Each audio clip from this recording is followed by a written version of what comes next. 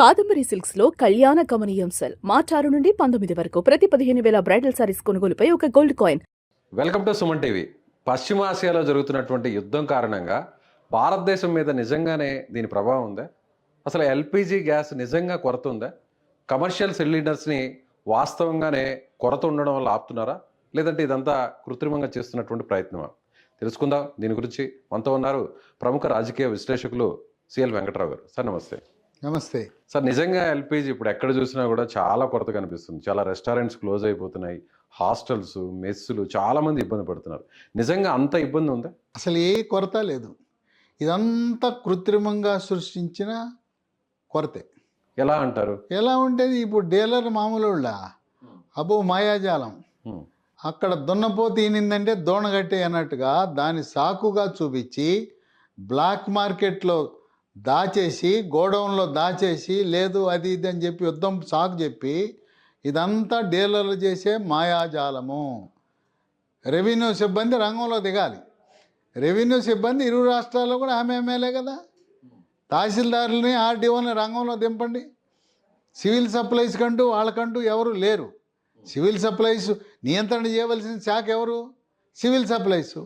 కేంద్రం కేవలం ఏదో అక్కడ కూర్చుని నియంత్రణ చేస్తుంది, కానీ క్షేత్రస్థాయి సిబ్బంది ఎవరున్నారు? రాష్ట్ర ప్రభుత్వ సిబ్బంది. దీన్ని నియంత్రించవలసిన సిబ్బంది ఎవరు? రెవెన్యూ సిబ్బంది. రెవెన్యూ సిబ్బంది ఇప్పుడు మండలంలో తహసీల్దారు, దాని కింద డిప్యూటీ తహసీల్దార్ సివిల్ సప్లైస్ అని ఒక ఆయన ఉంటాడు. ఆయన ఏంటి? ఈ రేషన్ షాపులు, చౌక డిపోలు, గ్యాసు, ఇవన్నీ నియంత్రణ చేయాలి. కానీ కేంద్రమే చెప్పింది కదా, కమర్షియల్ వరకు ఇబ్బందిగా ఉంది, ఎక్కడ కూడా ఇంటికి సంబంధించినటువంటి గ్యాస్కి ఎక్కడ కూడా ఇబ్బంది లేదు, సరఫరా నిర్విరామంగా సాగుతుందని కూడా చెప్పడం జరిగింది. కానీ 45 days అనేటువంటి ఒక రిస్ట్రిక్షన్ కూడా పెట్టింది. వాళ్ళు భయపడింది ఏంటంటే, ఇరాన్ దగ్గర నుంచి అవతల ఉన్న నౌకలు, చమురు నౌకలు మనకు రావేమో అనే భయంతో ఒక హెచ్చరికలాగా చెప్పింది, కానీ వాళ్ళేం రాదని ఏం చెప్పలా. ఇప్పుడు ఇరాన్ వాళ్ళు ఒప్పుకున్నారు, మేము భారతదేశంకు మాతో వ్యతిరేకత ఏమీ లేదు, మా పక్కనున్న సందులోంచి మీరు పట్టుకెళ్ళండి, మేమేం అడ్డం చెప్పం, మీ భారతదేశం జెండా ఎగరేసుకుని సాయిగా తీసుకెళ్ళని అంటే మొదటి నౌక చేరేసింది. అంటే కేంద్ర ప్రభుత్వం ఏంటంటే కొంచెం హెచ్చరికలాగా జాగ్రత్తగా ఉండండి బాబు, ఆ ఇరాన్ వాడు మన నౌకలు ఆపేస్తే కొంచెం ఇబ్బంది రావచ్చని. ఇంకోటి ఏంటి? రష్యా వాడు చెప్పాడు ధారాళంగా పట్టుకెళ్ళండి, రేట్లు కూడా తగ్గిస్తున్నాడు ఆయన. రష్యా వాళ్ళు అప్పుడు రష్యా ఆయన నువ్వు పట్టుకెళ్ళు, నేను రేట్లు తక్కువ ఇస్తానంటే అమెరికా వాడు ఆడికేంటూ, ఆ ట్రంప్కి ఏం సంబంధం? మనం రష్యా మాట్లాడుకుంటే అంటే వాడు చెప్పాడంట రష్యాకి, ఏదో చెప్తున్నాడు, బుకాయిస్తున్నాడు, బొంకుతున్నాడు. కనుక ఇదంతా కూడా మనకు తెలిసిందే. ఇరు తెలుగు రాష్ట్రాల్లో ఉండే రెవెన్యూ సిబ్బంది, ఈ ముఖ్యమంత్రులు ఇద్దరు మూడో కన్ను తెరిస్తే ఆ గోడౌన్లో ఉన్నాయి ఈ కమర్షియల్ సిలిండర్లు, అన్ని సిలిండర్లు మోసం చేస్తున్నారు. ఇప్పుడు వాళ్ళు అలవాటు పడ్డారు. ఏంటి? రేషన్ షాపుల వాళ్ళు దేనికి అలవాటు పడ్డారు? మన బియ్యాన్ని రీసైక్లింగ్కి అలవాటు పడ్డారు. అట్లాగే ఈ డీలర్లు కూడా ఆహా మాకు పండగ వచ్చిందని ఆనందపడుతున్నారు. పైగా ఈ డీలర్లు ఎక్కడి నుంచి? వాళ్ళ పేరు ఒకటి, చేసేది ఒకటి. మిలిటరీ వాళ్ళ పేరు మీద తెచ్చుకున్నారు. మీరు వెళ్ళి తనిఖీ చేయండి, ఎవరైనా మిలిటరీ వాళ్ళ పేరు మీద అసలు చేస్తున్నారా? ఎవరికో అమ్మేశారు. కనుక చేతులు మారాయి. కానీ ఇది ఒక్క తెలుగు రాష్ట్రాల్లోనే ఈ పరిస్థితి లేదు, మొత్తం దేశం అంతా కూడా ఈ పరిస్థితి ఉంది. బెంగళూరులో కూడా చూస్తున్నాం మనం, మన సమీపాన ఉన్న నగరంలో కూడా, అక్కడ కూడా హోటల్స్, రెస్టారెంట్స్ అన్నీ కూడా క్లోజ్ అయ్యాయి కదా. కమర్షియల్ ఎక్కడ కూడా సిలిండర్స్ రావట్లేదు. ఎక్కడ కూడా అంతా ఇదే కదా. ఇప్పుడు ఇది బ్లాక్ మార్కెట్. ఇప్పుడు మనకు లాక్డౌన్ అప్పుడు అన్నీ నడిచినాయా లేదా? ఏమైనా ఆగినాయా? లాక్డౌన్ అని కోవిడ్ పెట్టినప్పుడు మందు ప్రవాహం ఏమైనా ఆపారా? బయట షట్టర్ మాత్రం మూసేసి ఉంటుంది. ఏది? ఈ వైన్ షాప్ షట్టర్ మూసేసి ఉంటుంది, కానీ వెనక నుంచి అమ్మేశారు. ఇవి కూడా అంతే. ఎక్కడ చేసినా రెవెన్యూ సిబ్బందే కదా. పౌర సరఫరాల శాఖ కంటూ ఎటువంటి సిబ్బంది లేకపోవడం, వాళ్ళు ఈ రెవెన్యూ వాళ్ళ మీద ఆధారపడటం. ఇప్పుడు మీరు సర్వేలు చేశాం, భారతదేశంలో సర్వే చేస్తే ఏ శాఖలు అత్యధిక అవినీతి ఉన్నాయంటే revenue number 1, police number 2, number 3 municipal శాఖ. ఈ మూడింటికి అవార్డులు వచ్చినాయి, అవినీతి అవార్డులు వచ్చినాయి ఈ మూడు శాఖలకు. మొత్తం దేశం అంతా అవే. పాపం మోడీ గారు ఏం చేస్తారు? వీటి మీద పట్టు ఉండేది ఎవరికి? రాష్ట్ర ప్రభుత్వాలకు ఉండాలి. ఇవాళ రేవంత్ రెడ్డి, చంద్రబాబు నాయుడు వాళ్ళు రంగంలో దిగాలి. ఈ ఆఫీసర్లకి మంత్రులకి ఇస్తే లాభం లేదు. వాళ్ళు సమీక్షలు మొదలు పెడితే అప్పుడు రంగంలో దిగుతారు. కనుక నిబద్ధత కలిగిన సీనియర్ పోలీసు నాయకులకు అప్పచెప్పండి జిల్లాలు. ఏం చేయాలో అది చేస్తారు. ఈ రేషన్ డీలర్లు కావాల్సిన సృష్టించిన కొరత, ఎటువంటి కొరత ఉండదు, ఉండబోదు. ఇంకో నిజంగా ఇప్పుడు వాస్తవంగా ఎల్పిజికి ఈ వార్కి లింక్ ఏంటి? Compressed natural gas CNG, LPG Liquid petroleum gas. షిప్పులలో ద్రవ రూపాన వస్తాయి. ఎక్కడ ఏ దేశాల నుంచి వస్తాయంటారు? మనకు గల్ఫ్ దేశాల నుంచి వస్తాయి, రష్యా నుంచి వస్తాయి, యూరప్ నుంచి వస్తాయి. ఈ దేశాల నుంచి షిప్పుల్లో రావాలి. కానీ వెంకట్రావు గారు, అందరూ కూడా ఏమనుకున్నారంటే గల్ఫ్లో వార్ జరుగుతుంది, ఇరాన్ గల్ఫ్ మీద అటాక్ చేస్తుంది అన్నప్పుడు నిజంగానే ఆయిల్కి ప్రాబ్లం వస్తుందని అందరూ ఎక్స్పెక్ట్ చేశారు. పెట్రోల్, డీజిల్ వీటికి నిజంగా ఇబ్బంది వస్తుందేమో, చాలా ఇబ్బందులు పడాల్సి వస్తుంది, ఆ ధరలు కూడా పెరిగిపోతాయి, నిత్యావసరాలు అని కూడా అనుకున్నారు అందరు. కానీ అనూహ్యంగా ఎల్పిజికి షార్టేజ్ వచ్చింది. సో దీన్ని గవర్నమెంట్ ముందుగా అలర్ట్ కాలేదనుకోవచ్చా? అంటే సెంట్రల్ గవర్నమెంట్ ఇది కేంద్ర ప్రభుత్వము ఊహించింది, కానీ వాళ్ళు సరిగ్గా చర్యలు తీసుకోవడంలో వైఫల్యం చెందారు. ఏంటంటే ఇప్పుడు యుద్ధం వల్ల అసలు రేట్లు పెంచడం ఏంటండి? రేట్లు ఎందుకు పెంచాలి? మనం జిఎస్టీ కట్టట్లేదా? వాళ్ళు 20 లక్షల కోట్ల జిఎస్టీ కడుతున్నామే. ఏం చేయాలి? ఇప్పుడు మన వ్యవసాయ మార్కెట్ ధరలు పడిపోయినాయి, మార్కెట్ స్థిరీకరణ నిధి అని పెట్టారా? అట్లాగే గ్యాస్కి, ఎల్పిజి కూడా స్థిరీకరణ నిధి పెట్టుకోవచ్చు కదా. 1,00,000 కోట్లు పెట్టండి. అక్కడ 5 పైసలు పెరిగితే నేను 5 పైసలు పెంచడం ఏంటండి? ఇదేం ప్రభుత్వాలండి?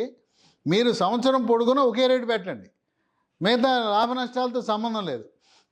మీరే పెట్టారు వ్యవసాయ మార్కెట్ స్థిరీకరణ నిధి అని. ప్రతి రాష్ట్రంలో ఉందా? ఎప్పుడైతే ధరలు పడిపోయినాయో వాళ్ళు కొంటారా?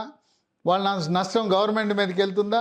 అట్లాగే గ్యాసు, చమురు నిల్వలను స్థిరీకరణ చేయటానికి నేనేమి గ్యాస్ కంపెనీ లాస్లో పొమ్మని అంటలా, వాళ్ళ మొహాన్ని పడేయండి.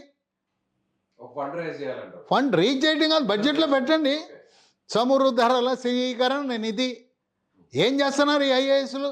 మోడీ గారు చుట్టూ 200 మంది కూర్చున్నారు. ఈ మాత్రం సలహా ఉండదా? చమురు ధరల స్థిరీకరణ నిధి అని ఒక పౌరుడిగా నేను చెప్తున్నా. కానీ ఇప్పుడు వార్ వచ్చింది కాబట్టి ఈ సిచ్యువేషన్ ఉంది, అంతకుముందు ఇలాంటి పరిస్థితులు లేవు. అసలు అది బుద్ధి లేని పని. ఏంటంటే 15 రోజులకి, నెల రోజులకి ₹10 పెంచు, ₹2 పెంచు, మళ్ళీ 30 తగ్గించి, ఏమైనా బుద్ధి ఉందా? అదే పద్ధతి అంటే, అదే పరిపాలన. సంవత్సరం పొడుగున ఒకే ధర ఉండాలి. చమురు ధరల స్థిరీకరణ నిధి. ఈ జిఎస్టీలో ఎంత మోసం జరుగుతుంది? ఈ జిఎస్టీ అధికారులు ఏం శుద్ధంగా ఉన్నారా? మేమేమల్ తినేస్తున్నారు. తినేసి మనకు రావాల్సిన జిఎస్టీ రావడం. సరిగ్గా ఈ పాయింట్ మీదే చాలా మంది ఇండియన్స్ కూడా ఒక అనుమానం ఉంది, విపక్షాలు కూడా విమర్శిస్తున్నాయి కేంద్రం మీద. గతంలో బ్యారెల్ ధర ఎక్కువ ఉన్నప్పుడు అప్పుడు తక్కువగా ఉన్నింది, ఏది డీజిల్ కానీ పెట్రోల్ కానీ. ఇప్పుడు బ్యారెల్ ధర చాలా తగ్గిపోయింది, అయినా కూడా ఆ రేట్ని ఎక్కడ కూడా గవర్నమెంట్ తగ్గించలేదు. సో ఇక్కడి నుంచి వచ్చే డబ్బునంతా కూడా తీసుకొని గవర్నమెంట్ అక్కడ రిజర్వ్ చేసుకుంటుంది అనే విమర్శ ఉంది. ఏమంటారు? సో ఏదైనా కూడా చమురు కంపెనీలు ఆడిందే ఆట, పాడిందే పాట, ఏదో రేట్లు ట్రేడ్ మన బాంబే సెన్సస్ మార్కెట్ లాగా అక్కడ మార్కెట్ పెరిగిన తగ్గడం లాగా చమురు అనేది ప్రతి ఒక్కరికి కావాలి. ఆయిల్ అందరికి కావాల్సింది, గ్యాస్ అందరికి కావాల్సింది. ధరల స్థిరీకరణ నిధి చమురుకి, ఎల్పిజికి పెడితే సమస్య పరిష్కారం అవుతుంది. నువ్వు పెంచుతావో తగ్గించుకుంటావో నువ్వేం చేసుకుంటావో అనవసరం. ఆ విధంగా తర్వాత అసలు పర్మిషన్ ఇప్పుడు చెకప్ వెళ్ళి తనిఖీలు చేయమనండి. ఇవన్నీ కూడా మిలిటరీ వాళ్ళ కోటా ఉంది, దివ్యాంగుల కోటా ఉంది. ఈ మిలిటరీ వాళ్ళ కోట, దివ్యాంగుల కోట చేతులు మారి వ్యాపారాలు చేసి వీళ్ళంతా మోసపూరితమైన చర్యలే. వీళ్ళ మీద ఉక్కుపాదం మోపండి, ఆయన ఏముండదు, కొరత లేదు, పాడు లేదు. ఇంకొక విషయం వెంకట్రావు గారు, మీరు సామాన్యులకి ప్రతి విషయం కూడా, అది హెల్త్ కాన్షియస్ కావచ్చు, లేదంటే దానికి సంబంధించిన టిప్స్ కావచ్చు, అందరు కూడా అర్థమయ్యే విధంగా మీరు చెప్తారు.